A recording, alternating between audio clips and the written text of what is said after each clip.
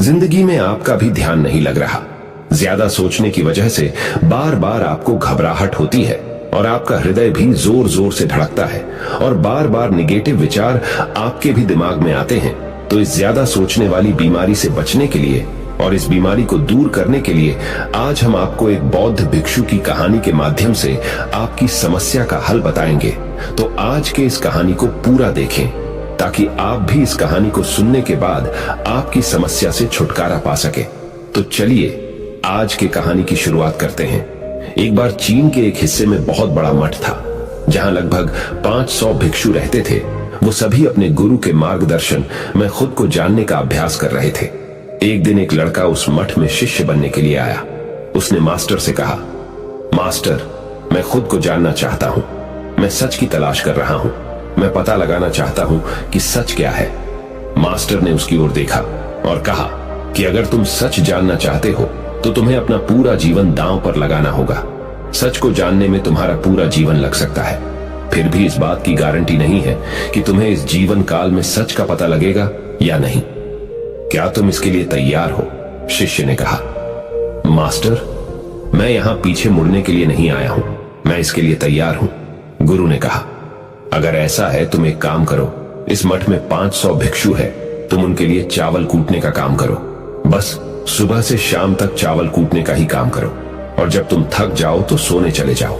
फिर अगली सुबह उठकर चावल को कूटना शुरू कर दो। इसके अलावा कुछ और मत करना, किसी और चीज के बारे में मत सोचना। बस इस रास्ते पर चलते रहना और दोबारा मेरे पास मत आना। जरूरत पड़ने पर मैं खुद तुम्हारे पास आऊंगा। उस लड़के ने गुरु के आदेश का पालन करते हुए चावल कूटना शुरू कर दिया। उस मठ में 500 शिष्य थे। उन सभी को समय समय पर भोजन की आवश्यकता पड़ती थी, इसीलिए वह बहुत जल्दी उठ जाता था और रात को देर तक चावल कूटता रहता था। जब वह थक जाता तो उसी कमरे में सो जाता था जहां वो चावल कूटता था। वो किसी से बात नहीं करता था और ना ही कोई उससे बात करने के लिए उसके पास आता था। कुछ महीनों तक चावल कूटते हुए उसके मन में पुराने विचार आते रहे, लेकिन उन विचारों को कोई नया विषय नहीं मिला तो वह अपने आप ही मिट गए। धीरे धीरे उसके मन में विचार कम होने लगे। कुछ सालों के बाद तो वो अपना नाम तक ही भूल गया। वह हमेशा चुप रहता और विचारहीन अवस्था में बस चावल कूटता रहता। उसने ना तो कभी ध्यान किया था और ना कभी शास्त्र पढ़ा था। मठ के बाकी शिष्य उसे मूर्ख समझते थे। ऐसा करते हुए 12 साल बीत गए।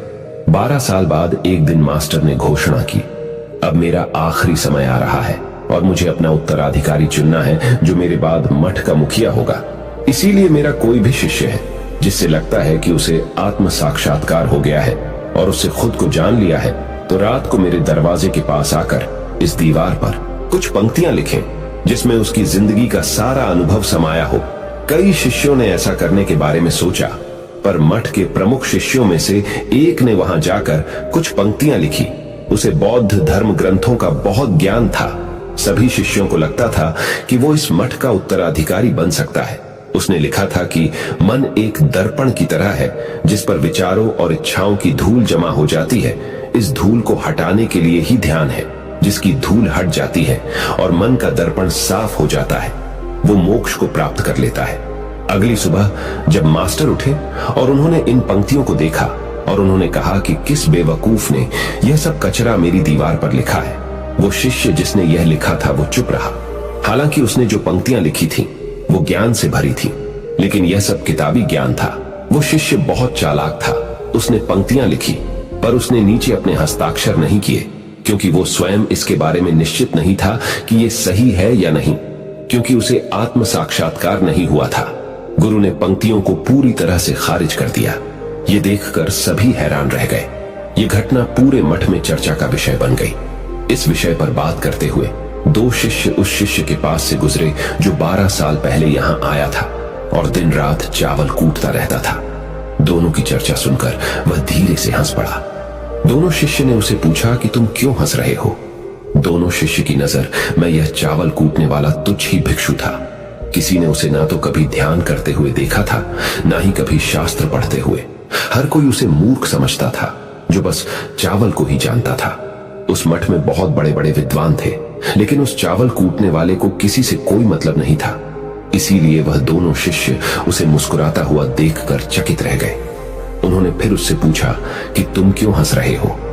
उसने जवाब दिया, मैं इसीलिए हंसा कि मास्टर सही बोल रहे हैं, ये सब पंक्तियां कचरा है, इन पंक्तियों का कोई मूल्य नहीं है। वो दोनों शिष्य चौंक गए। उन्होंने उसे पूछा कि क्या तुम ऐसी पंक्तियां लिख सकते हो जो इससे भी बेहतर हो। चावल पीसने वाले ने जवाब दिया, नहीं, क्योंकि मैं अनपढ़ हूं, लेकिन हां, मैं कुछ पंक्तियां कह सकता हूं। अगर तुमने उन पंक्तियों को तुम लिख सकते हो तो मैं तुम्हारे साथ जाने के लिए तैयार हूं। उन दोनों शिष्यों ने कहा, ठीक है। वे मास्टर के कमरे के पास गए और चावल कूटने वाले ने कुछ पंक्तियां बोली और दूसरे शिष्य ने उस दीवार पर लिख दिया और उन पंक्तियों के नीचे लिख दिया कि चावल कूटने वाला। उन्हें लगा कि मास्टर इस पर भी गुस्सा करेंगे। जो पंक्तियों उसने लिखने के लिए कहा था बहुत अद्भुत थी और वो पंक्तियां थी, मन तो बस एक का भ्रम है ना, तो मन है, ना ही मन का कोई दर्पण है, और जब मन ही नहीं है तो धूल कहां ठहरेगी। जो ये जानता है वो सच को जान गया। जब गुरु ने ये पंक्तियां देखी तो वे आधी रात को उठे और चावल कूटने वाले के पास गए। वह सो रहा था। मास्टर ने उसे जगाया और कहा कि ये लो, मेरी छड़ी और मेरे वस्त्र ले लो। आज से तुम मेरे उत्तराधिकारी हो, लेकिन इस मठ को छोड़कर कहीं दूर चले जाओ, क्योंकि इस मठ में बहुत सारे विद्वान हैं जो खुद को तुमसे ज्यादा श्रेष्ठ मानते हैं और वो तुम्हें मार देंगे। वो इस बात को बर्दाश्त नहीं कर सकते कि एक साधारण सा चावल कूटने वाला उनसे ज्यादा विद्वान निकला। तुम्हें वह सारा ज्ञान हो गया है जो मुझे है। तुम्हें यह सारा ज्ञान चावल कूटते कूटते हुआ है, और मुझे पता है कि तुम जहां भी जाओगे लोग तुम्हारे पास आने लगेंगे, क्योंकि जब कोई फूल खिलता है तो उसकी महक हर तरफ फैलने लगती है। उसने अपने गुरु के पैर छुए और रात को ही वहां से चला गया। अगर हम अपनी जिंदगी में देखें तो पाएंगे बहुत से लोग सोचते हैं कि ध्यान केवल एक ही जगह बैठकर आंखें बंद कर कर ही किया जा सकता है, लेकिन हकीकत में ऐसा नहीं है। ध्यान तो चलते चलते भी किया जा सकता है, अपना कुछ काम करते हुए भी ध्यान किया जा सकता है। असल में ध्यान का मतलब यह है कि आप जो भी काम कर रहे हैं उसे अपनी शिद्दत से करें कि आपको आपके शरीर का ख्याल भी ना रहे। बिल्कुल उस चावल पीसने वाले की तरह जो चावल कूटने में इतना मग्न हो गया कि उसको खुद का कोई ख्याल ही नहीं रहा। उसने चावल कूटते हुए ही उसने आत्म साक्षात्कार प्राप्त कर लिया। हर समय वर्तमान में रहना और कुछ नहीं सोचना। मन तब तक ही है जब तक विचार है। जब विचार ही नहीं रहेंगे तो मन भी गायब हो जाएगा। जब मन ही नहीं रहेगा तभी तुम अपने आप को अच्छे से जान पाओगे।